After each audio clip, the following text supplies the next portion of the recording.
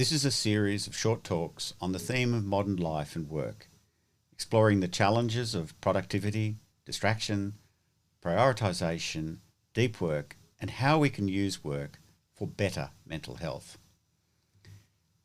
In this second part, I'll turn our attention to focusing on what counts most and cultivating deep work. But before we do, let's start with distraction.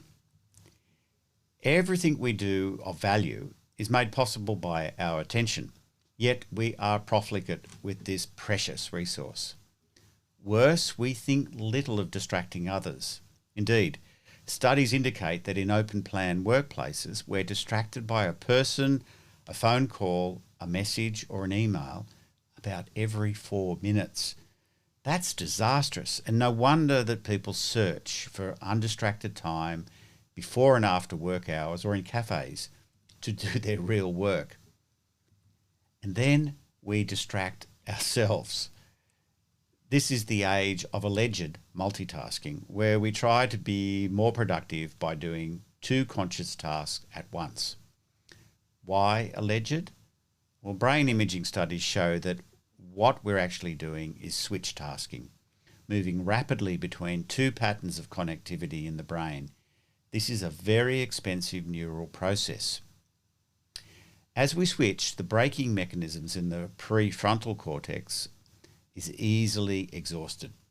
At a practical level, it degrades both tasks by dividing resources, and it also stresses us.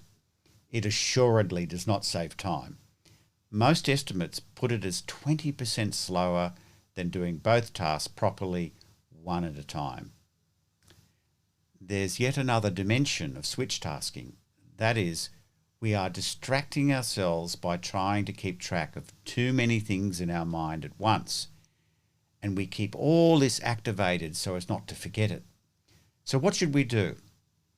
Reduce attempts to multitask. Go beyond the to-do list. Plan out what is to be done when. Put it in some external system you can trust, so you can put it out of mind and then concentrate on the task at hand. As best you can, eliminate distractions. Turn off notifications and devices if necessary, and anything that will give you uninterrupted time to concentrate.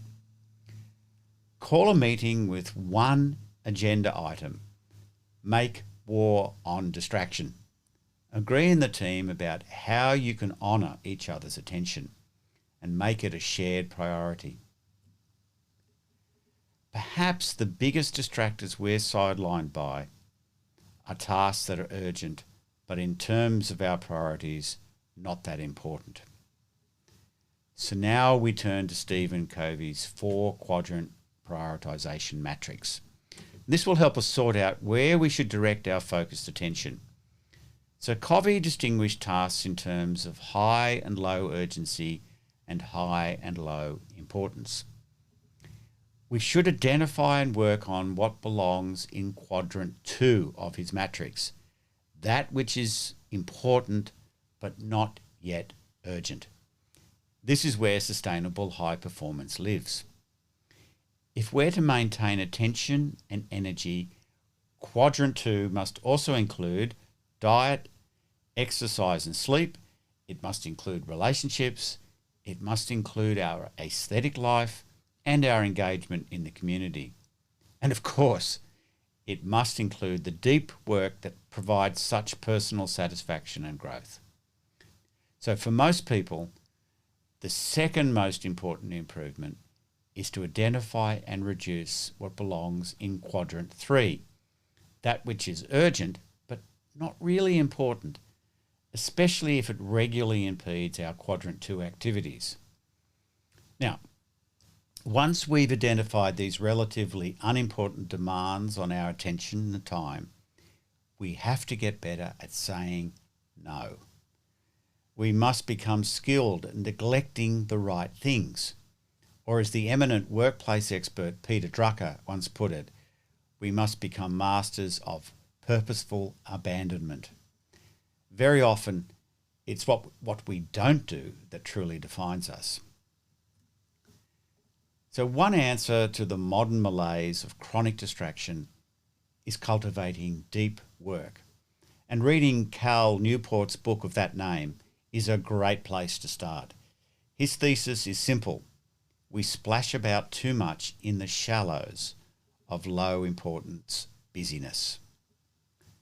By contrast, we ought to build our working week around substantial blocks of time that are quarantined for undistracted deep work of high value and high importance to us. So how to go about that? Well, a key strategy is called time blocking, setting aside blocks of time, 1 to 4 hours maximum, that are dedicated to high importance, deeper work. Other people are informed of this, and agreed protocols are established to protect your focus. You prepare for it in the days before. You take notes, develop a file, so you hit the ground running. You turn off notifications, email and messaging devices, with contingencies, of course, for true emergencies.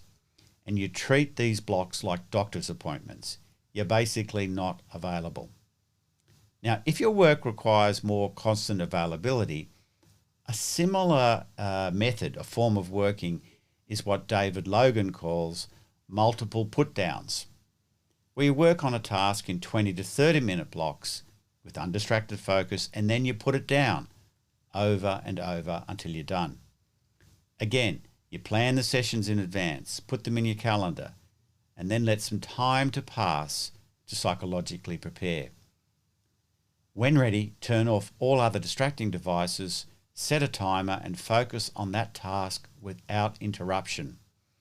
Frequently, you'll enter the zone in that time block. After 20 minutes, you can keep working or take a break. If you keep working, reset the timer to 20 minutes and repeat. Generally, work should be built in as routines as far as possible, so you can slip into them like old slippers.